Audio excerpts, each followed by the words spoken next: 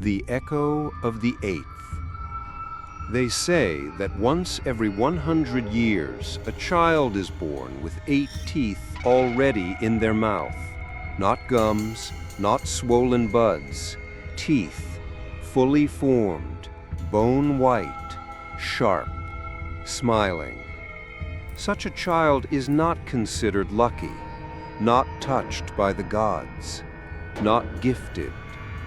They are feared, because, according to the oldest whisper of the village, the 8th tooth is not human. It is a gate. Not a gate you can see or touch, not one made of wood or steel or stone, but a living gate, carved into flesh, forged not to keep things in, but to let things out. No one remembers exactly where the legend began, perhaps with the old shaman who sealed his mouth shut with black thread, perhaps with the story of the boy whose laughter caused the lake to boil, perhaps from the time the mirrors in every home turned black at the same moment, just as a newborn smiled for the first time. The villagers of Tanjong Parang do not speak of such things out loud. They lock them away, in silence, in memory, in prayer. But silence, like skin, can be torn. And on a humid night in the middle of the rainy season, that silence broke with a single scream. Or rather, what should have been a scream. The midwife recoiled first, then the mother, then everyone else, because the child did not cry. The child echoed. The sound that came from the newborn's mouth was not a cry of life, not a protest of lungs meeting air. It was a vibration, a layered sound, as if multiple mouths were trying to speak at once, overlapping, fighting to be heard. It echoed against the wooden beams of the hut. It echoed against the bellies of the goats outside. It echoed inside the midwife's chest, rattling her ribs, shaking her hands until she dropped the shears. And then it echoed somewhere else, somewhere not here. That night the jungle did not sleep. The frogs stopped croaking, the cicadas fell silent, the wind curled backward through the trees, and deep beneath the earth, something stirred. The baby, born too early yet too complete, did not blink. He only grinned, and in that grin, 8 perfect teeth. 8. The midwife collapsed. The mother fainted, and the father, standing in the corner with incense ash on his palms, whispered the words his grandfather once told him in fear, not faith. Never make a child like him laugh unless you want something ancient to come through.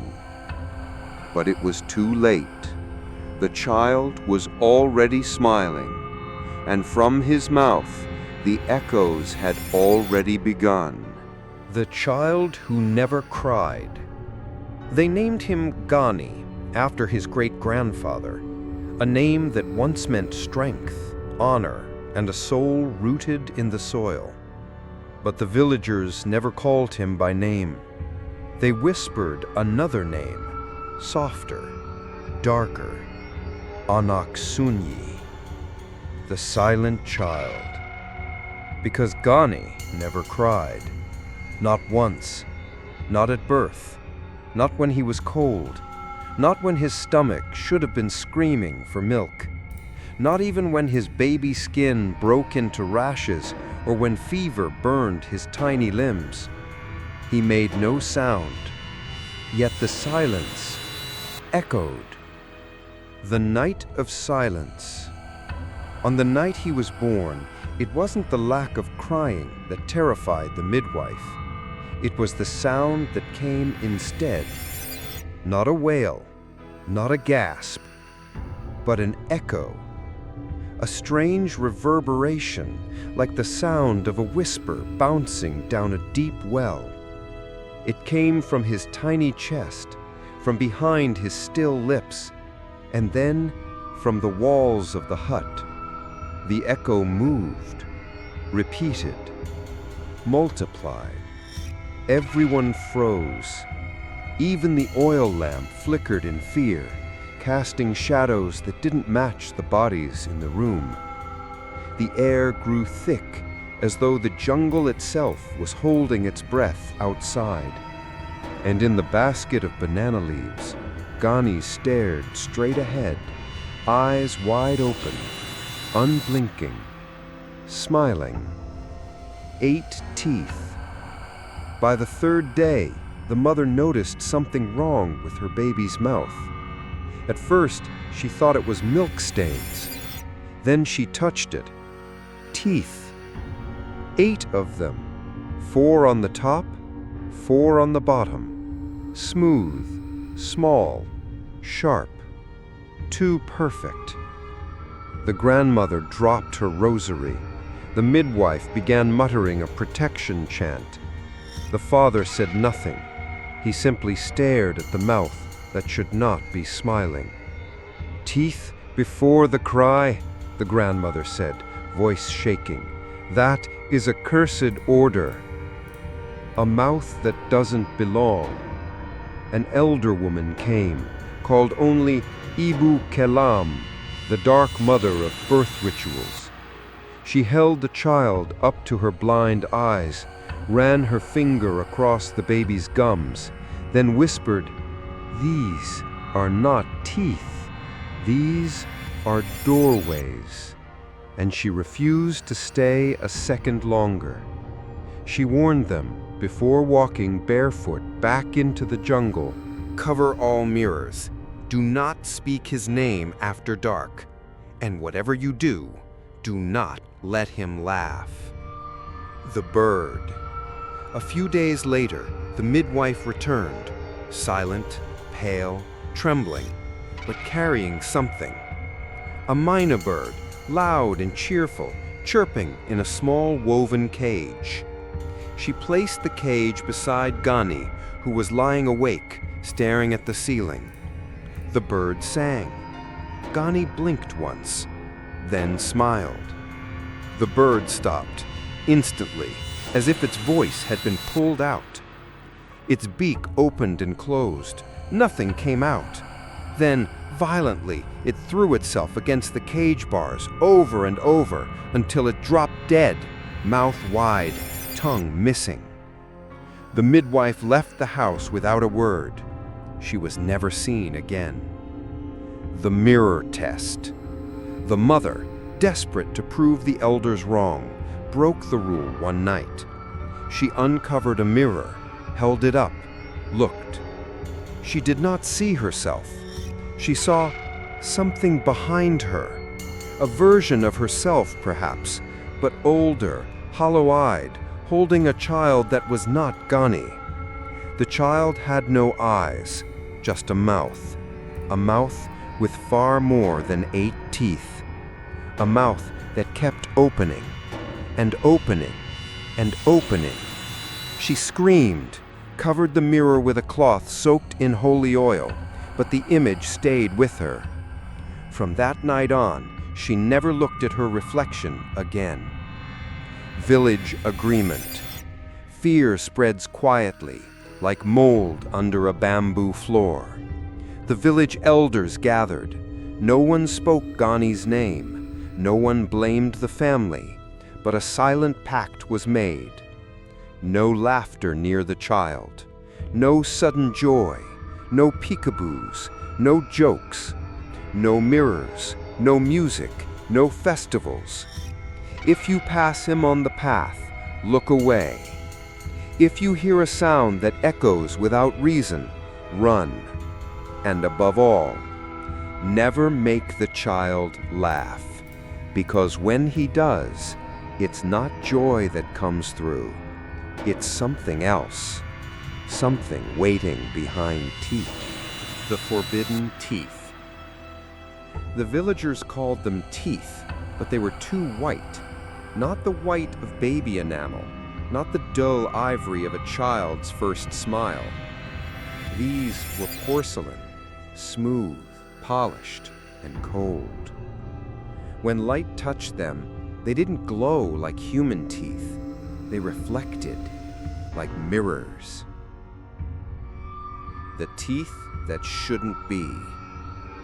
By Gani's third month, his smile became more frequent, not because he was happy, but because something behind his face wanted out.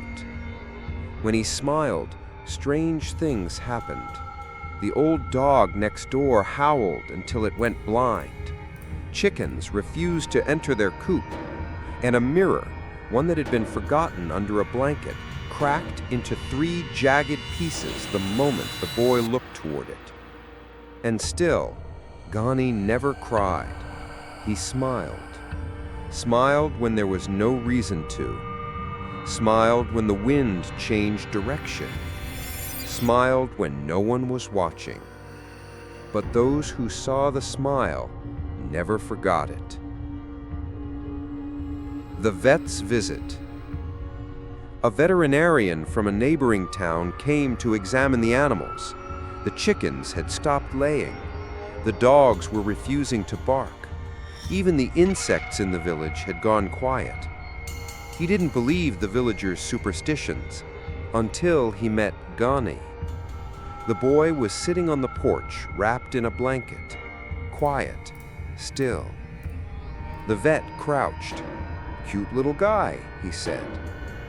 Gani smiled. The vet's hand began to shake. Blood trickled from his nose. He tried to speak, but couldn't find his voice. Then he vomited, not food, but teeth. Small, white, human teeth. 8 of them, all perfectly shaped. He never returned to the village. The mouth inside the mouth. It was the grandmother who dared to look closer. One evening when the child slept, she peeled back his lips to inspect the strange molars. She wanted to prove to herself that it was all nonsense, that they were just teeth. She saw something else. Beneath the 8 visible teeth was a second row, then a third, then something that moved. It was not a tongue, not exactly. It curled slowly toward her finger, as if tasting the air or inviting her to touch it. She didn't scream. She bit through her own lip to stay silent, and she never touched Gani again. The prayer that broke. A priest was called, not from the capital, but from a hidden church deep in the mountains. He arrived at dawn, barefoot, holding a woven cross and a jar of ashes. He said nothing to the family, only approached the child, knelt, and whispered a single prayer in an old dialect no one recognized. Gani looked up at him and smiled. The priest froze.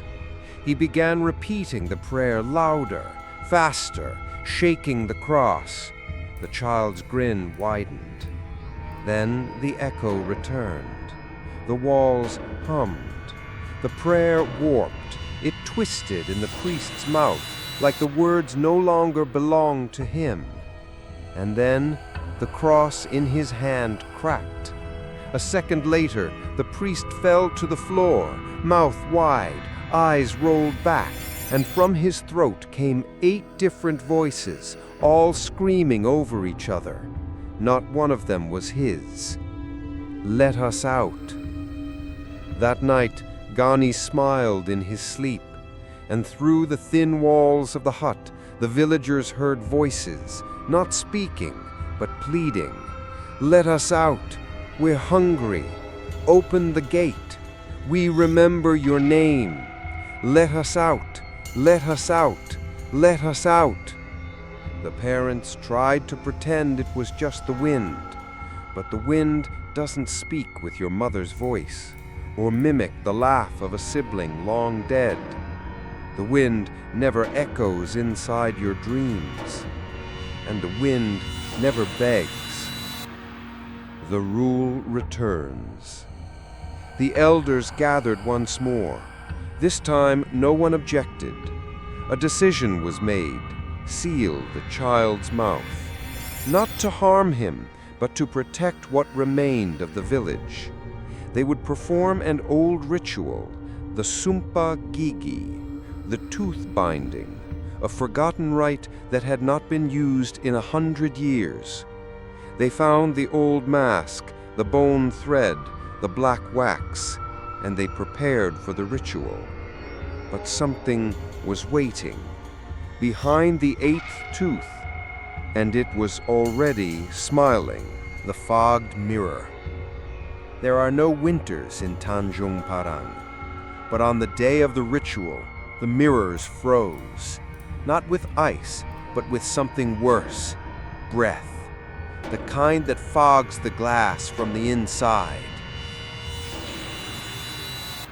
The day the light refused to stay.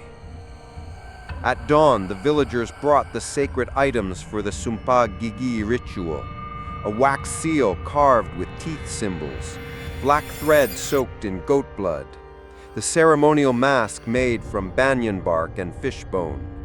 But the light didn't come. Even when the sun rose, the village remained dim, as if the light itself was afraid to step inside. Candles fizzled, oil lamps burned blue, shadows clung to corners like wet silk, and the mirror in the old meeting hall, long covered with cloth, was found uncovered. No one knew who removed the cloth, but everyone saw what was inside, the mirror that breathed. The surface was not reflective. It was wet, fogged over like something had exhaled against it from within. An elder approached and wiped the fog with shaking fingers.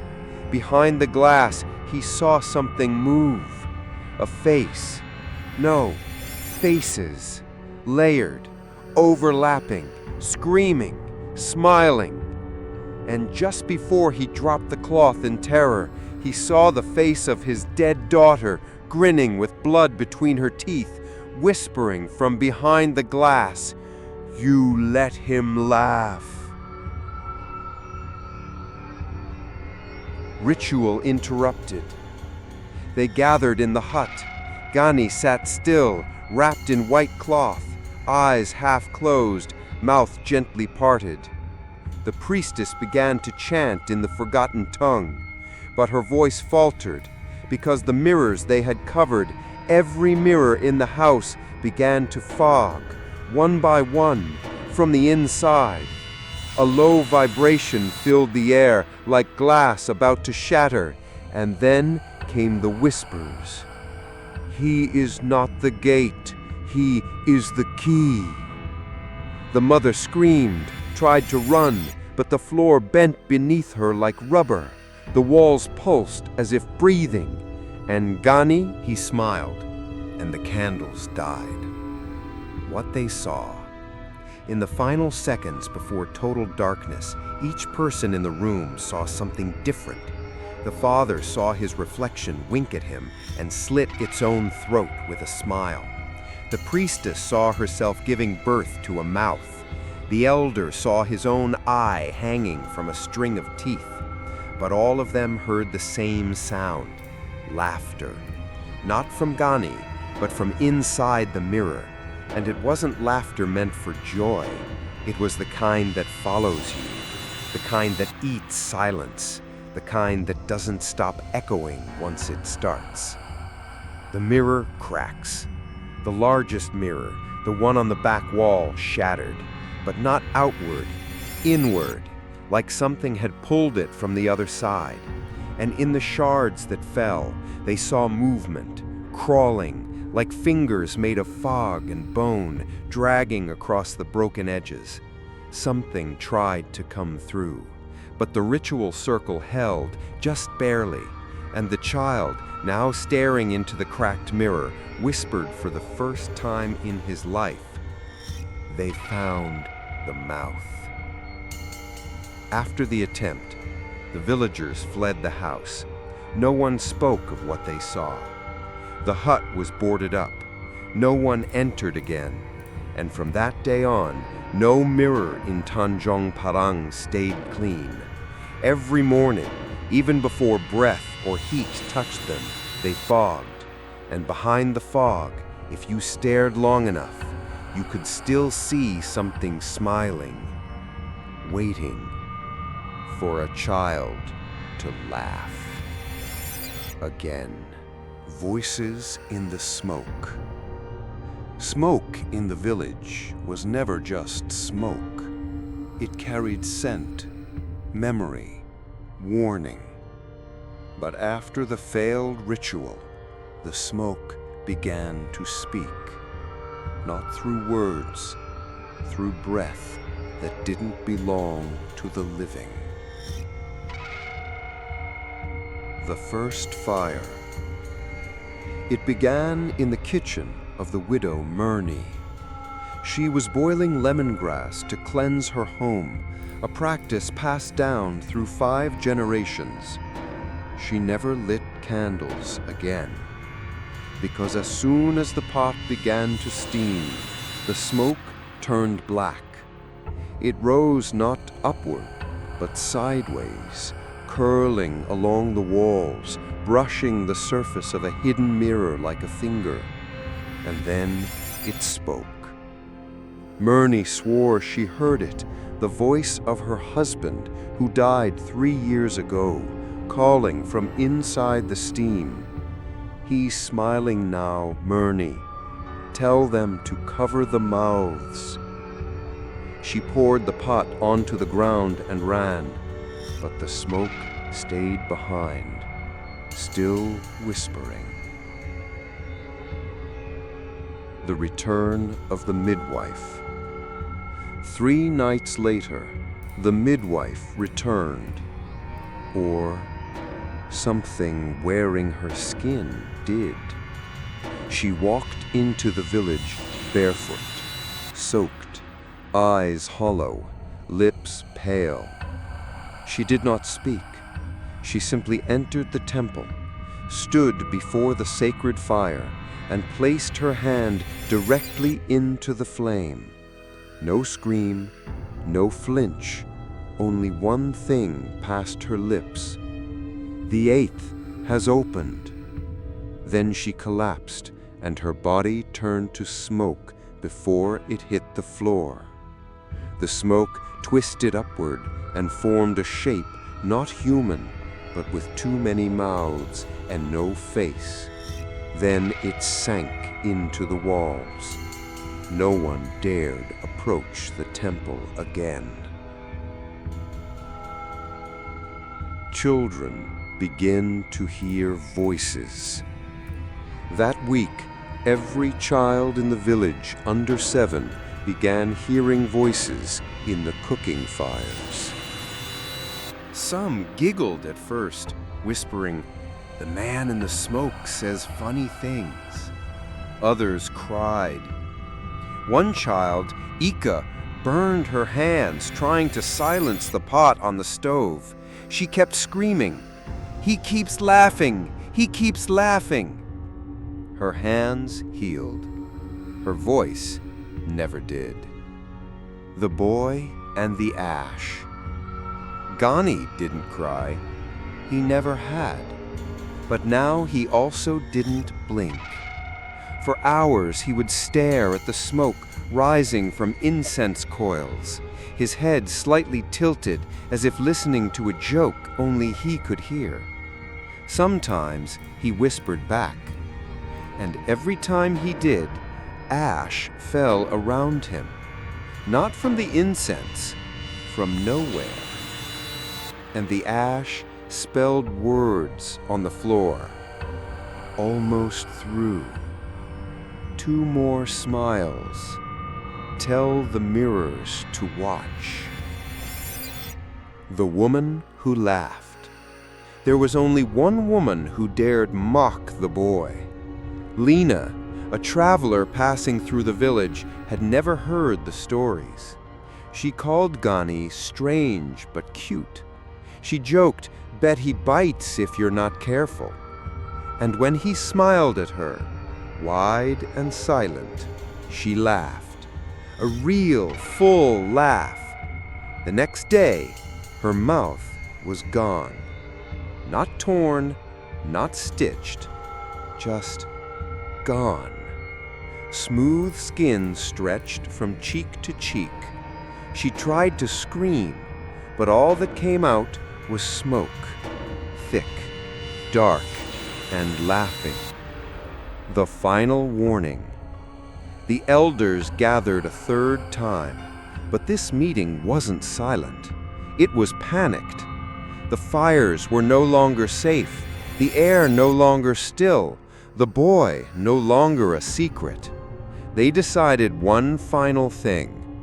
No more smiles, not from anyone, especially not him. The village was to go dark. No fire, no laughter, no mirrors.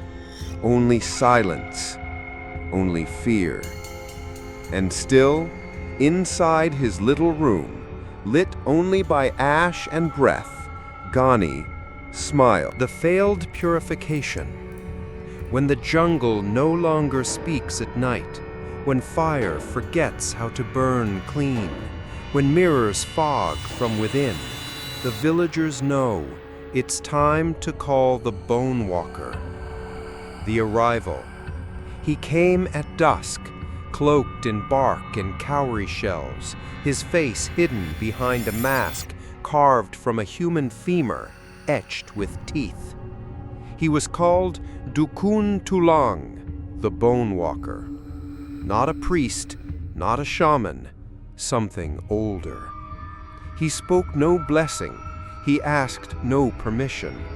He looked once at Gani and whispered, "The mouth is no longer his." Then he drew a circle of crushed bone and soot around the boy. The ritual began. The chant of severance.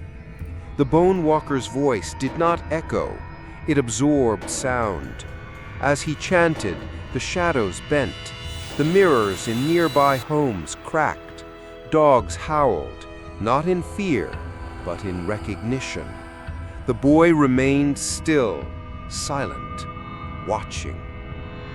Then came the knife, not to harm, but to mark, a sacred symbol across Gani's lips, meant to seal the 8th tooth. But the moment the blade touched his skin, the ground screamed. It wasn't Gani, it was something beneath him, something hungry. The teeth bleed. From Gani's mouth, blood dripped, not red, but black, thick like oil, sizzling as it touched the bone circle. The Bone Walker pressed on. He began binding Gani's mouth with thread made from ghost net, a cursed material woven from the clothing of drowned children. The thread hissed, smoked, then snapped, every strand. The Bone Walker's mask cracked down the center. He stumbled back, and for the first time in his long life, he trembled. "The gate is awake," he said, "and it's laughing at me." The burned offering. In a final act, the Bone Walker threw a powdered offering into the flame, dried blood, crow feathers, and molar dust. The fire flared, then turned blue. Inside it, a mouth opened, wide and human, and whispered in perfect Bahasa, "You're too late, Bone Walker. We've been here since the first smile." Then the flame vanished, and the circle around Gani collapsed inward, not breaking, but folding like skin around a wound. The purification had failed. After the ritual, the Bone Walker left without a word. But hours later, the villagers found his mask hanging on the gate of the village, split, scorched, and still warm. They say he walked back into the jungle, but some claim he never left, that now he lives in the cracks of their walls, breathing through the smoke, searching for a new circle to draw.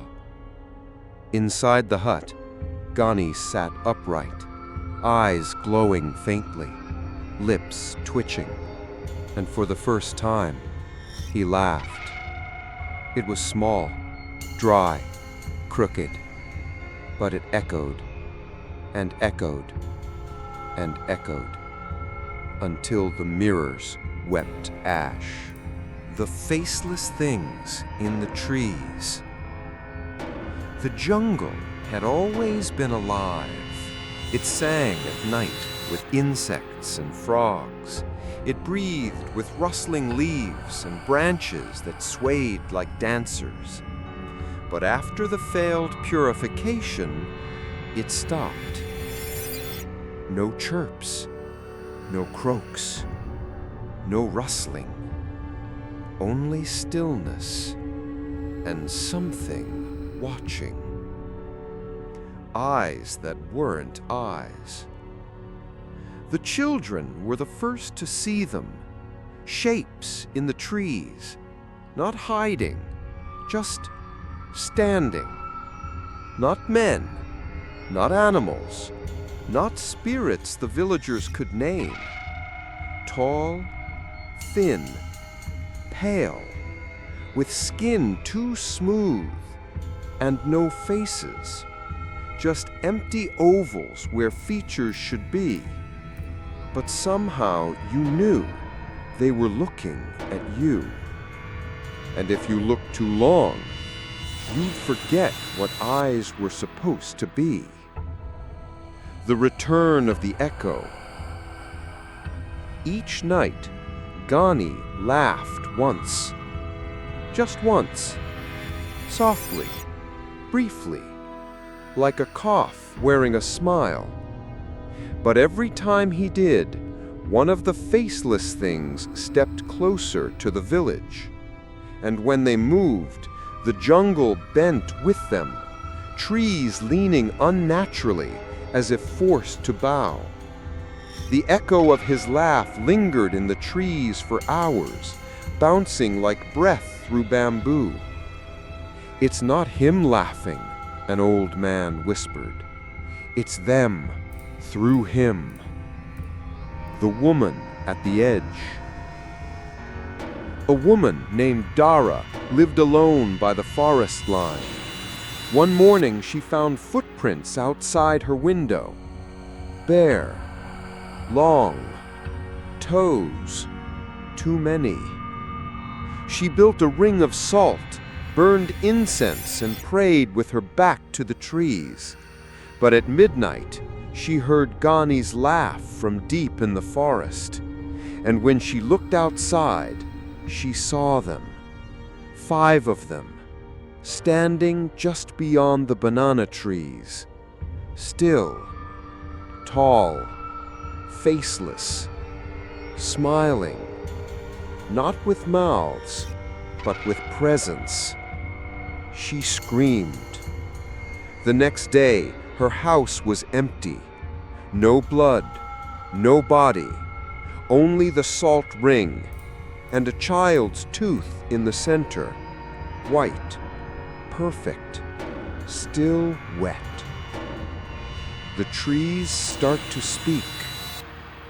Soon the jungle began to whisper. At first it was only Ghani who responded.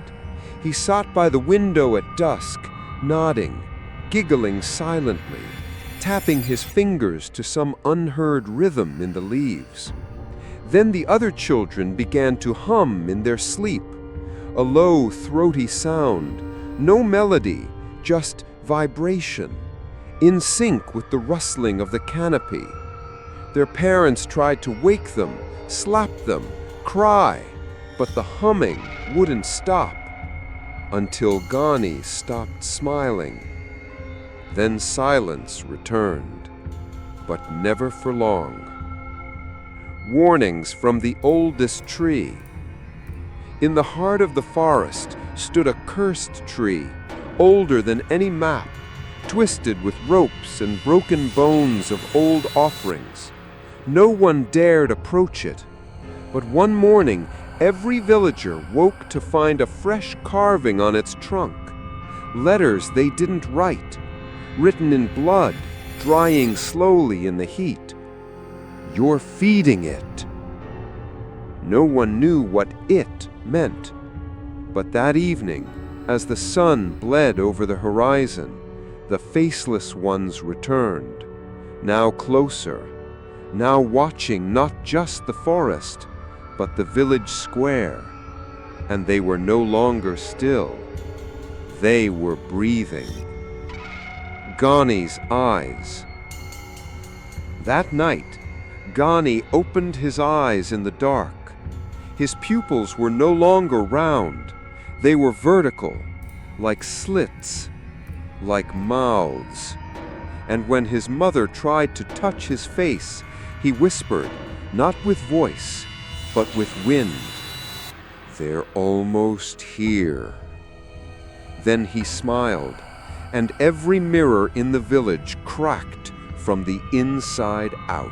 The children who disappeared. It began with 3 names: Adi, Nara, Chemo, all under the age of 10, all known to play near the banyan trees, all vanished within the same moon cycle. No blood, no screams, no struggle. Only their clothes folded neatly at the edge of the jungle. And in the dirt nearby, tiny footprints leading inward. But the prints didn't belong to the children. They were longer and deeper, as if something heavier, something not meant to walk on earth, had stepped beside them. The game they played. Before they vanished, the children had started a game. They called it Mirror Mouth. Rules were simple. Find a fogged mirror, say your name backward, smile, wait. Wait for what? No one knew. Until Nara's little brother woke one night screaming, she smiled too long. He said he saw her in the mirror, not in their house, but in the reflection of the river, smiling, still, unblinking, with her mouth open wider than it should go. And behind her, the faceless things standing in a circle, waiting for her to finish. The laugh that drew them in. After each disappearance, Gani laughed, not loudly, but it was always just before dawn, the same moment the jungle shivered. The villagers began to count his laughs like warnings. One laugh, one missing. They tried to silence him, tried wrapping his mouth, burning incense, marking the doorway with red threads. Nothing worked. He would wake, eyes glowing faintly, lips curled, and laugh, and the fog would crawl under every door. The boy who returned. Only one child came back, Chemo. They found him at the edge of the rice field, staring at the sky, naked and covered in fine gray ash. His mouth was sealed shut, not stitched, but grown over, like the skin had forgotten there was ever an opening. When they tried to carry him, he screamed not from his mouth, but from his eyes.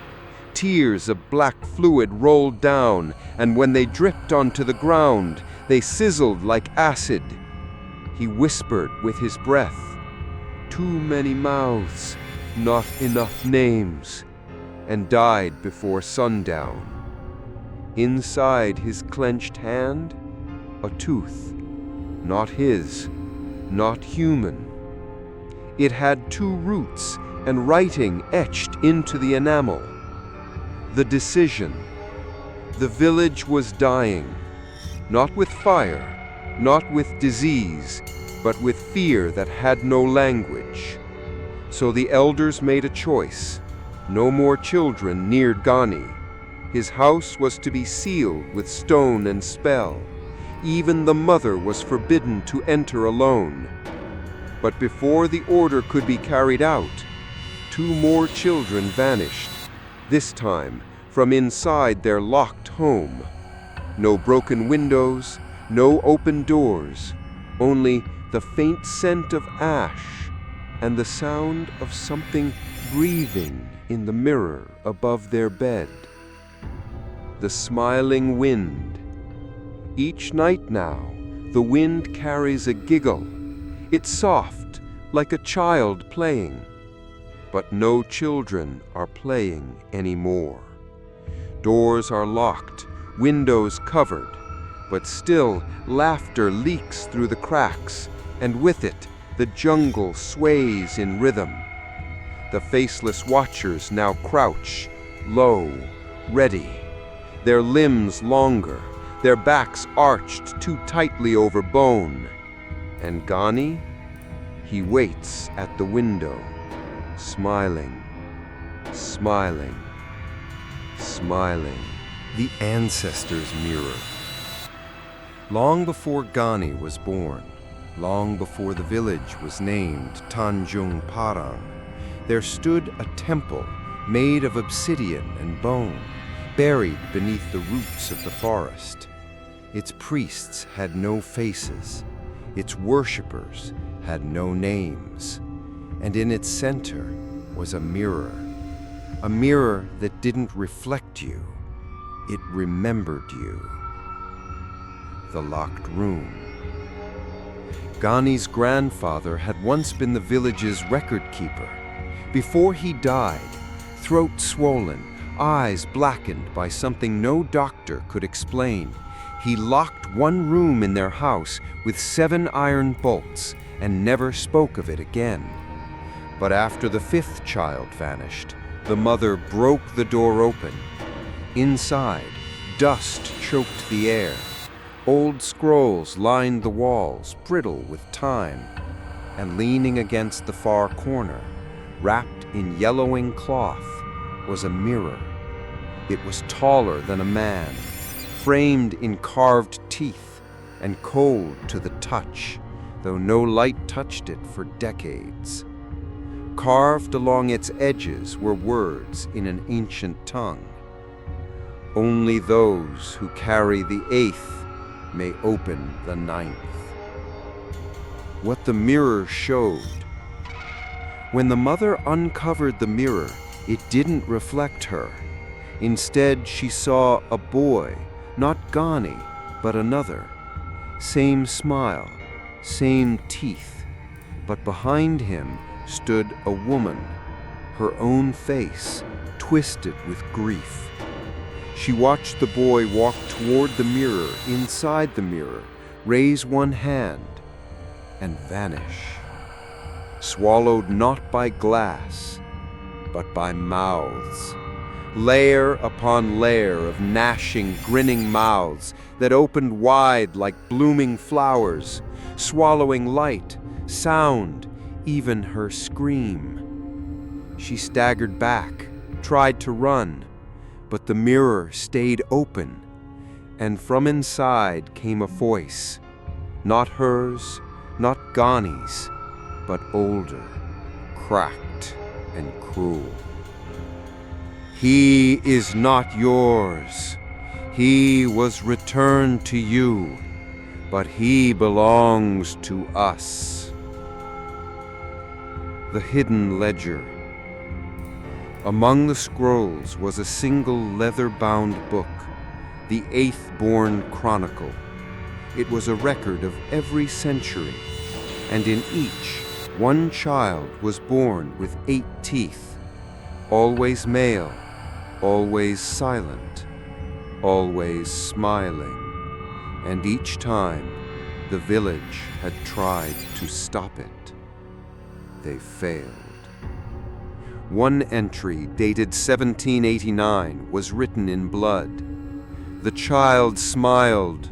The lake swallowed 22. Their mouths were left on shore, still whispering. Another, in 1890. He laughed during the eclipse. The sky bled. The forest walked. And the most recent, circled in red. He is the 8th gate. When the 9th opens, the world will forget its face. The mirror's breathing. Now uncovered, the mirror no longer slept. Each night the glass fogged, but not from outside, from within. Fingerprints smeared the inside of the mirror, pressing, dragging, clawing, as if something trapped inside was desperate to get out. Sometimes it knocked, softly, rhythmically, as if it was waiting for a laugh to unlock it. And Ghani? He would sit before it for hours, whispering to his own reflection, not in Bahasa, but in a tongue the mother had never heard before, one older than bone. The decision to destroy it. The villagers gathered. They would destroy the mirror, melt it, bury it, shatter it. But no blade cut it, no fire scorched it. When one man struck it with an axe, the blade bounced back and severed his own mouth, clean off, like it had never been there. No blood, just a smile carved into silence. The mirror shimmered, and in its surface they all saw themselves smiling, even when they weren't. The last reflection. The night before the decision was to be made final, Ghani stood before the mirror. He pressed his palm to the glass. It opened like skin, and behind it was not a room, not a place, but a mouth. An infinite corridor of flesh, lined with mirrors that laughed when you looked into them. And at the very end, a single chair, waiting. Ghani smiled and stepped forward. The ritual of laughter. They had tried silence. They had tried salt, smoke, shadow, prayer. But now the villagers began to realize something far worse. It wasn't Ghani who was laughing anymore. It was the gate. The night of the crimson fog. It began with the fog. Not gray, not white, but red. It rolled in from the jungle in heavy waves, coating rooftops, sliding beneath doors, curling through keyholes like fingers seeking skin. When people inhaled it, they didn't choke. They laughed. Softly at first, like a tickle in the ribs, then harder, uncontrollably. Old women giggled, babies chuckled in their sleep. Men bent double, gasping with laughter even as their lips split. And through it all, echoing above the village like a cruel lullaby, came Ghani's voice, chanting, "Satu tawa, satu pintu, dua tawa, dua mulut, tiga tawa, tak kembali." One laugh, one gate. Two laughs, two mouths. Three laughs, no return. The masked ones return. As the villagers laughed themselves hoarse, they appeared again, the faceless ones. But this time they wore masks, hand-carved from bark and bone, with wide grins painted in blood. They walked among the villagers like dancers in a funeral parade. For each person who laughed, one faceless thing would stand behind them, not touching, not speaking, just breathing, matching breath for breath, until the laughter turned to silence, and the person would fall, mouth frozen open, eyes wide, face stolen. The temple awakens. The ancient temple beneath the forest cracked open, roots parted, stone shifted, and from its core the laughter bell rang. Not a bell made of metal, but of teeth. Strung together with nerve and bone, it pulsed with sound only the cursed could hear. And Gani? He stood at the edge of the village, arms raised, mouth closed, smiling, while the bell laughed in its place. The jungle bent toward him. Even the sky darkened in agreement. The offerings of mouths. In a panic, the remaining elders performed an old rite, Pemusna Mulut, the erasure of mouths. Each villager was to offer something from the mouth, a tooth, a tongue tip, a fragment of palate, to confuse the spirits, to feed them before they took more. But it was too late. The spirits weren't seeking mouths. They were collecting smiles, not symbols of joy, but keys. Every grin carved, every chuckle stolen, fed the growing mouth in the mirror. And it was no longer just a reflection. It was a throat yawning open. The final chorus.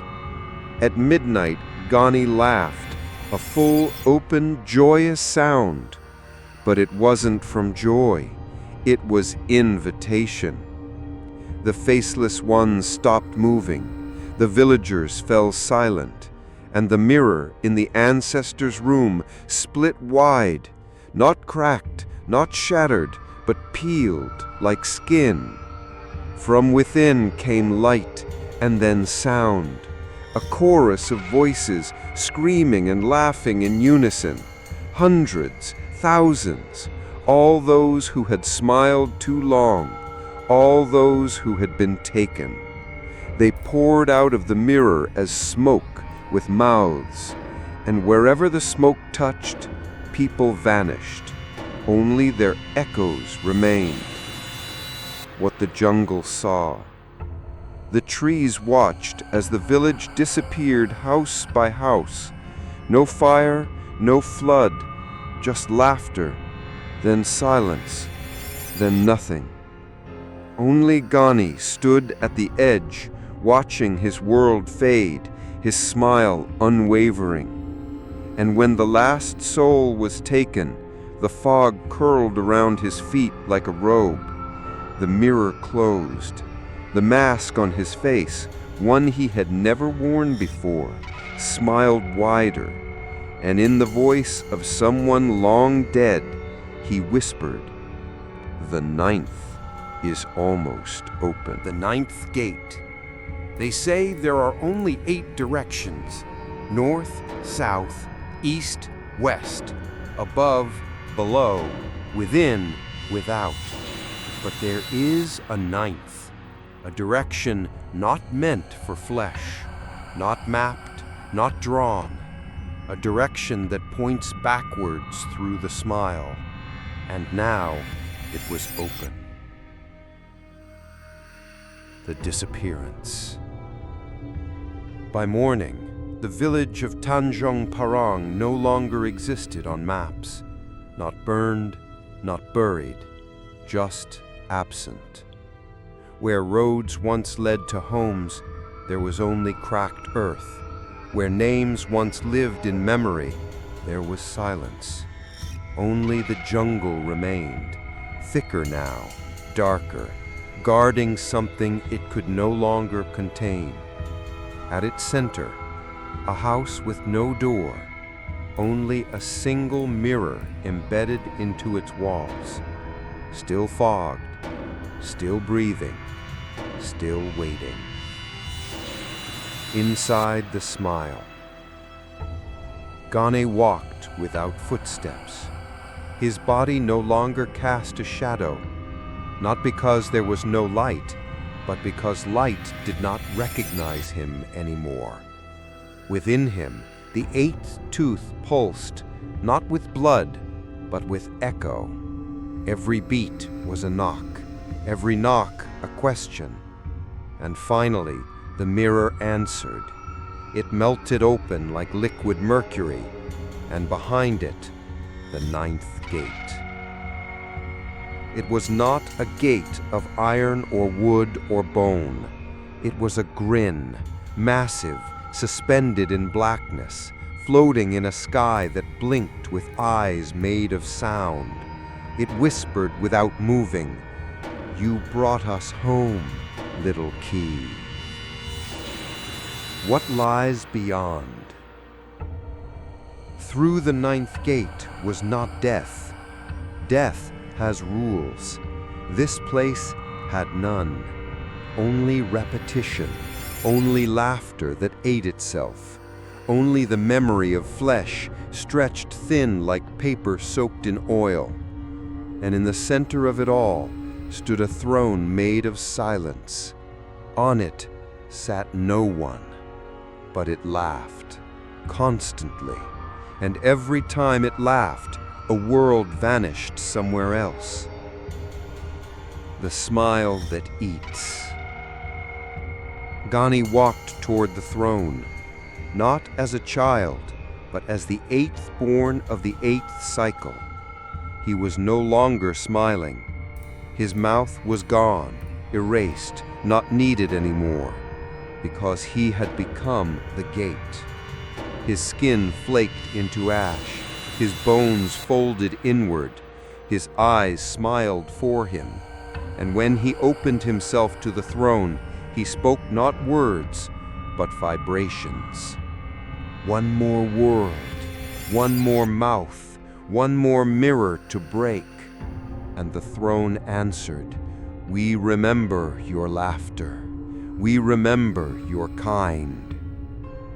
Meanwhile, in another village, thousands of miles away, in a quiet rural town in Myanmar, a baby is born. The midwife screams because the baby doesn't cry. It echoes, and when she opens the child's mouth, she finds 8 perfect teeth, and just behind the last one, a hairline crack, like something smiling from the other side. The village with no laughter. There was once a village that forgot how to laugh, not from sorrow, not from war, but from fear of being heard by something that laughs louder, something that laughs last. A new map, an old mistake. Months after Tanjung Parang vanished, a new map was drawn. A small remote settlement appeared in its place, unnamed, undocumented, invisible to satellite images, but clear to the human eye. Travelers called it Kampung Diam, the silent village. Locals didn't speak of it, guides refused to approach it, and those who did returned with mouths sewn shut, not by thread, by will, as if laughter itself was now taboo. The smiling disease. Inside Kampung Diam, no one spoke, no one smiled, not even the children. They were taught to cover their mouths with black cloth, always, even in sleep. Statues stood in the center square, human-like, with hands stretched wide, but no faces, only cracks where mouths should have been. And still, every night, there was the sound, a small giggle, faint, like a child remembering a joke they weren't supposed to. The woman who remembered.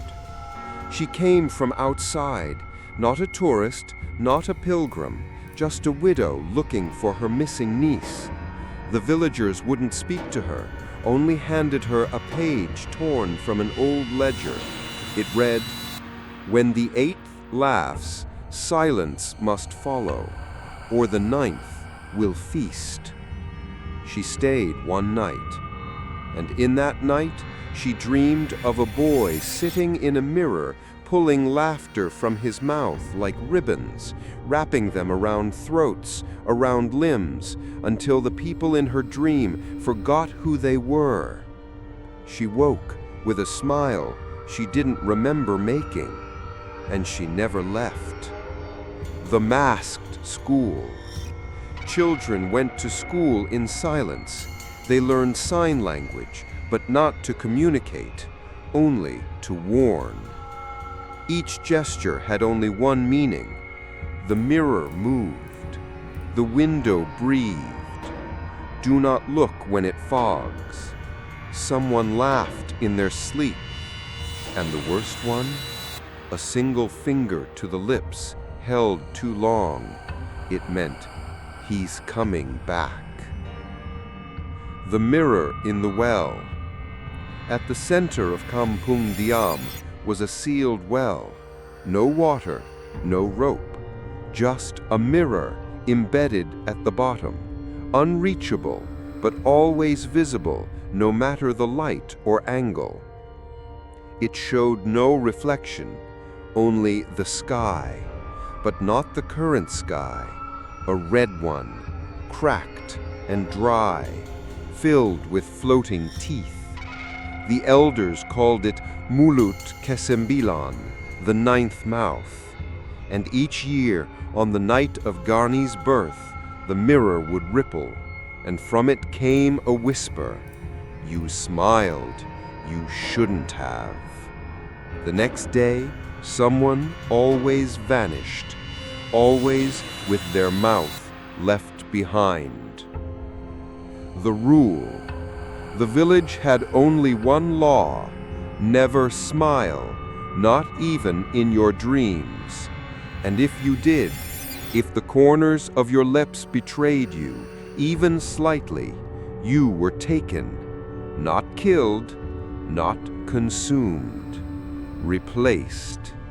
Your body would remain, but your mouth would change, stretched, frozen, smiling, always. And from that smile would come a voice, not yours, whispering things no one should ever hear. He is still smiling from the other side. Somewhere in the trees, in the dense fog just outside the village border, something still watches.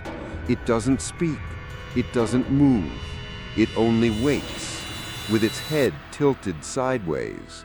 And if you listen carefully, between the rustling leaves and creaking branches, you might hear the faintest sound. Not wind, not breath, but the sharpening of teeth. When the mouth opened, they had kept it closed for years, with silence, with rituals, with the absence of joy. But silence is not the opposite of noise. Silence is a preparation, and now the mouth had grown hungry. The smile in the mirror. It began as it always did, with one child, a boy, 6 years old. He didn't speak, didn't know words. But one evening, he saw his reflection in a bucket of water. The surface fogged, and in the mist he saw a smile, not his, but it wore his eyes. The boy smiled back without thinking. It was innocent, but innocence is the final offering. The first crack. That night, the well mirror cracked, a single jagged line. and from the split something blinked, not with eyes, with teeth. No one noticed it until morning, when the fog refused to lift. It hung low, clinging to feet, to mouths, to dreams. And from it, the old statues in the square began to bleed, not red, but black, ink-thick, with a taste of memory. Every drop whispered a name, names that hadn't been spoken in decades, names the village had buried in silence. The return of the laughter. They heard it in the trees first, Gani's laugh, but longer now, slower. It echoed like it had learned the language of space. Then they heard it in their own homes, in their spoons, in their pillowcases, in their teeth. People began waking up with sore jaws, bleeding gums, not from grinding, from biting back laughter that wasn't theirs. The night of open mouths. At exactly midnight, all the dogs in the village sat upright. They tilted their heads and howled, not with sound, but with mouth shapes. No air, no voice, just the movement of scream. Then silence, and one by one, every mirror, covered or not, fogged from the inside. The villagers, trained for years not to look, couldn't help themselves. And what they saw was not their reflection. It was a mouth opening across all mirrors at once. Same shape, same teeth, one singular being, opening wide. And from its depths came a sound that defied logic, the sound of swallowing light. What came through? The mirror didn't shatter. It peeled, like a wound breaking open. And from it came nothing visible, just air, but the kind that sticks to your lungs like syrup, the kind that hums in your bones like a tuning fork. And then people began to smile, not by choice.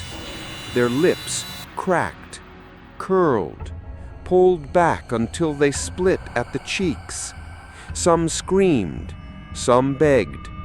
None stopped smiling. And from each smile, the mouth fed. The final warning. One woman tried to stop it.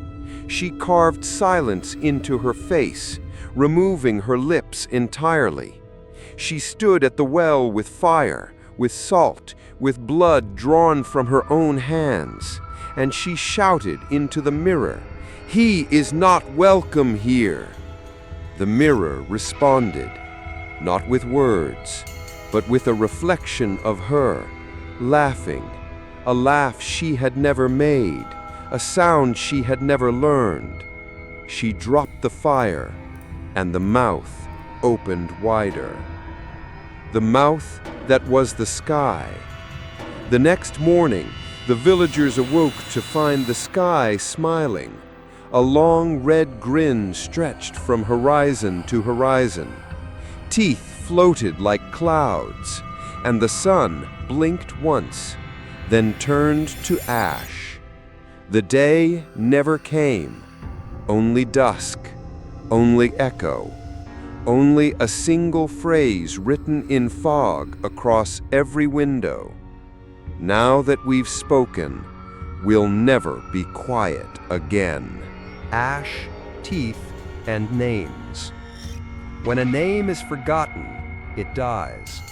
But when a name is remembered too clearly, it becomes something else. Something that doesn't sleep. Something that walks through mirrors. Something made of ash, teeth, and names. The village census. Long ago, the village had kept records.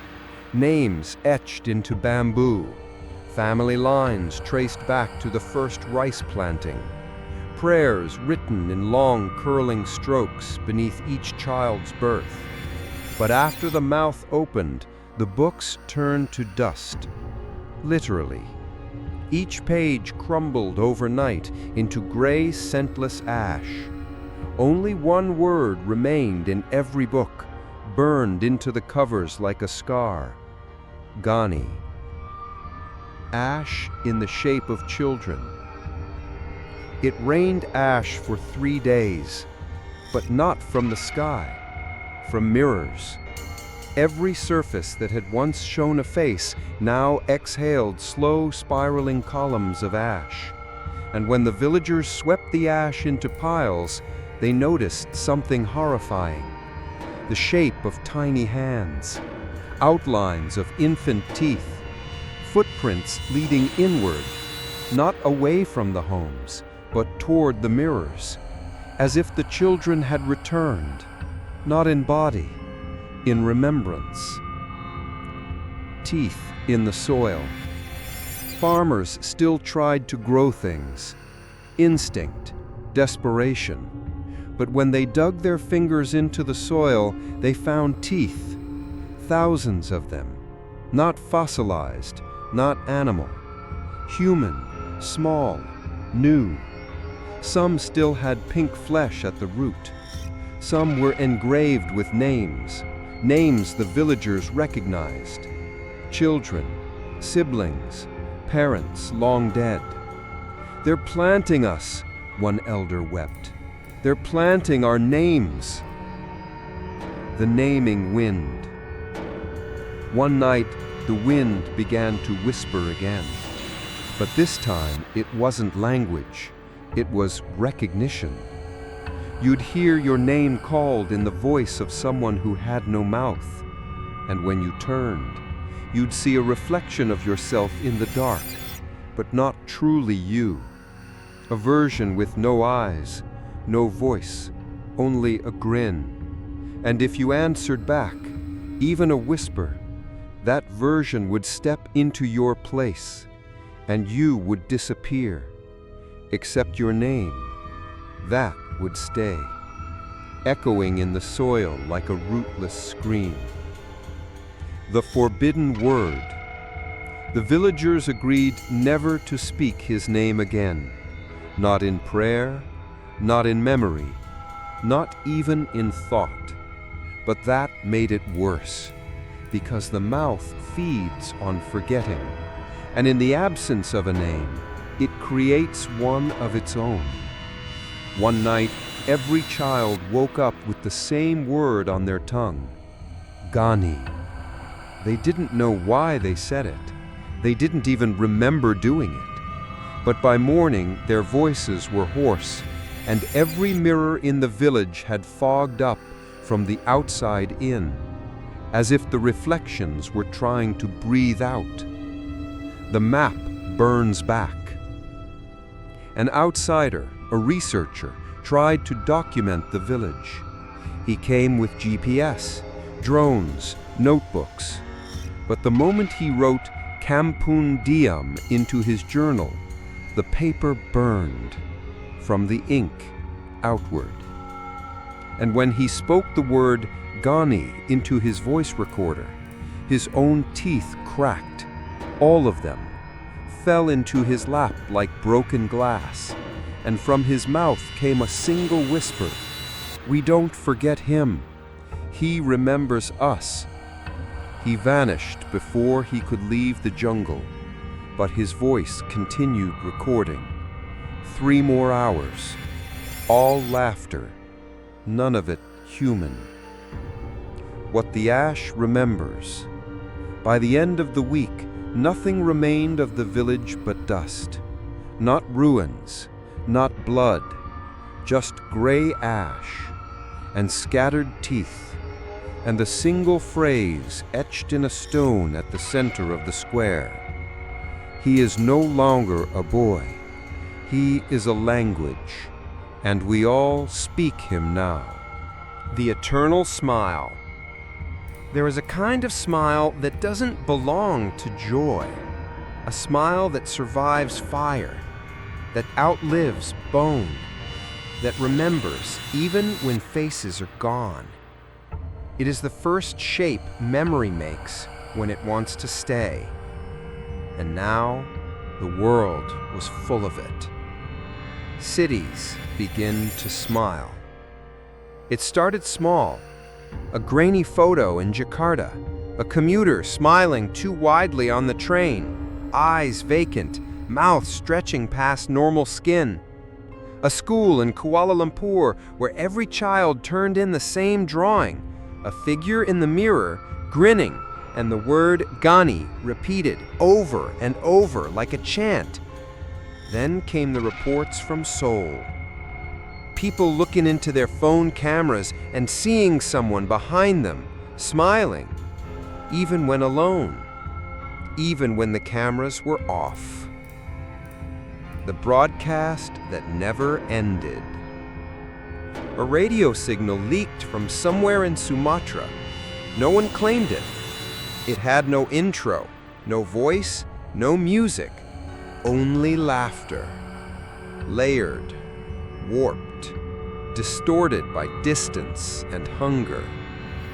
People who listened too long began to dream of mirrors, of children with too many teeth, of villages that never existed. They woke up laughing. Some never stopped. The teeth beneath the cities.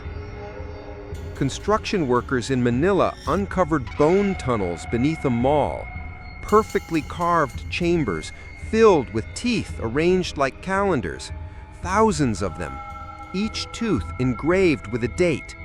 Each date, a day someone disappeared from above. And in the center of the chamber, a mural painted in blood and soot.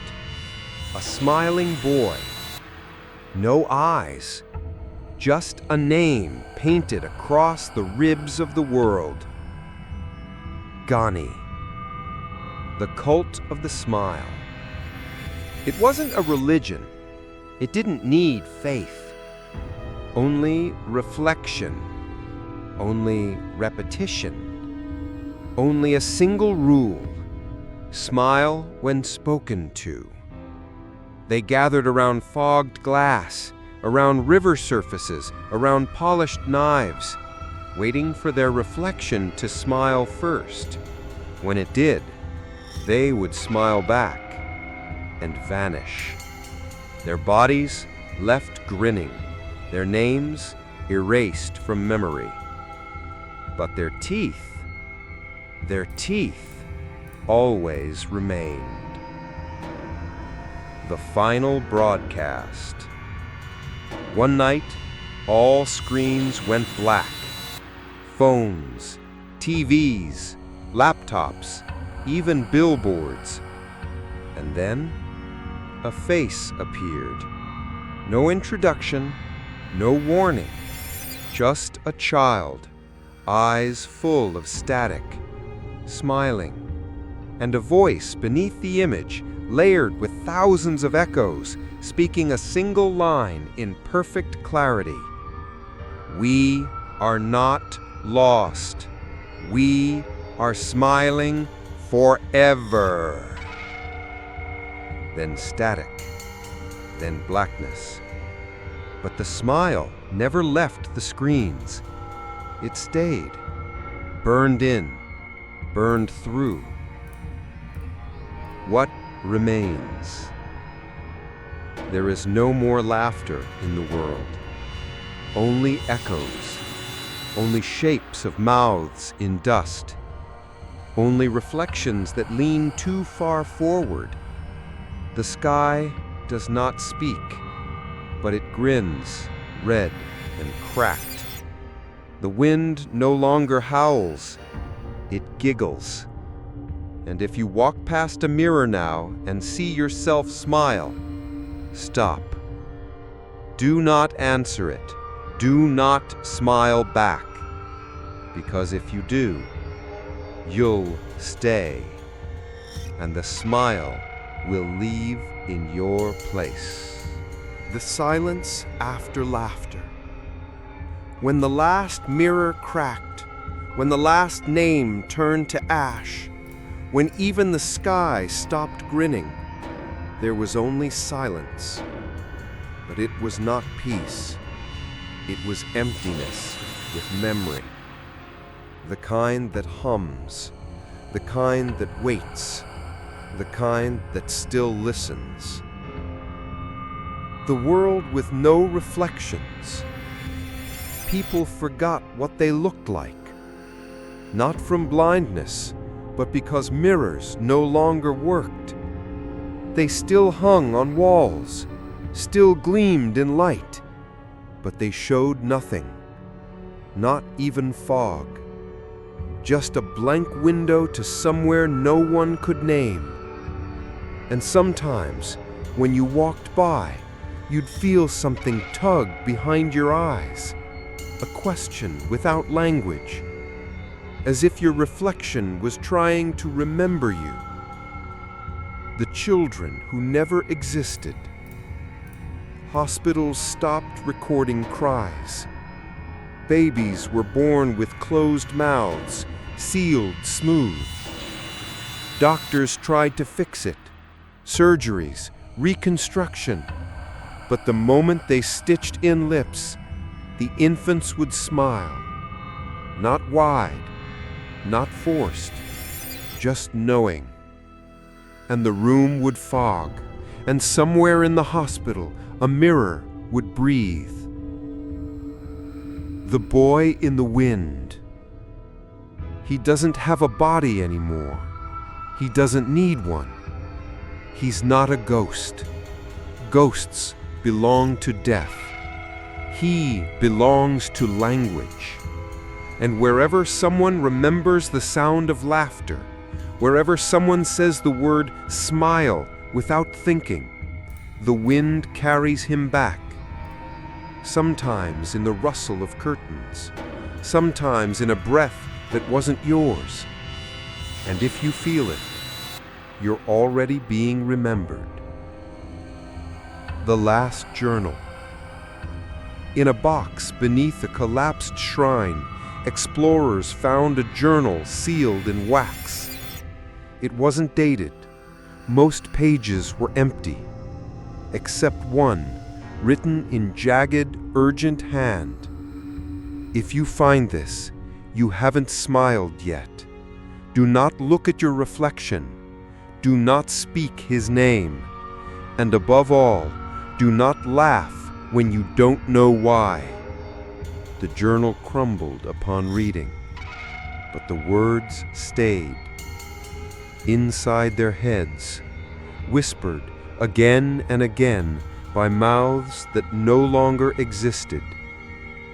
The final question. What do you do when the monster is not chasing you, but waiting for you to recognize it? What do you do when the curse is not in the place, but in the gesture? What do you do when the thing that ends the world is the same thing we were told makes life beautiful? A laugh, a grin, a smile. In the mirror of the world, there is a boy, sitting, no body, no sound, just teeth. And he is not watching, he is mirroring. Every time you speak his name, every time you smile too long, every time you wonder if you're alone, he opens, not fast, not loud, just wide. And the only sound that follows is yours.